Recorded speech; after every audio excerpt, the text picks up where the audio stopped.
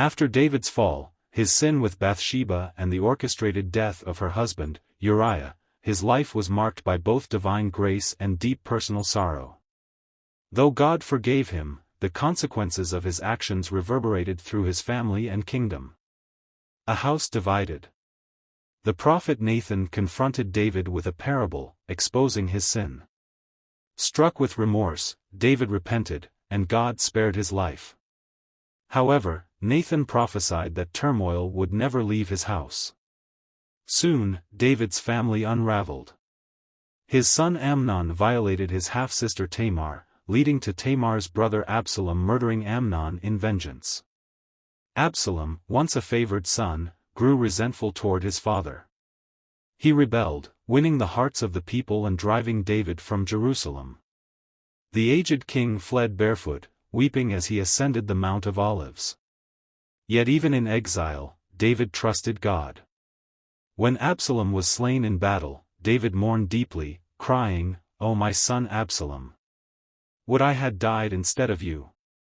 A kingdom restored, but a legacy stained.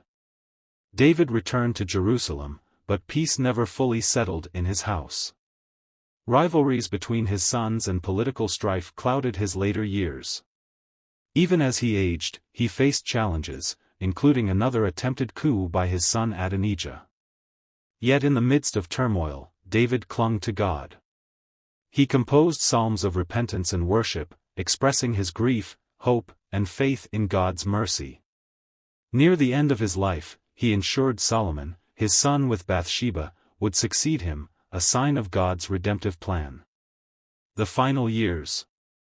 As death approached, David gave Solomon a charge, to walk in God's ways and rule with wisdom.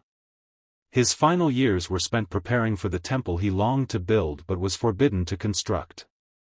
Instead, he gathered materials, knowing Solomon would fulfill the task.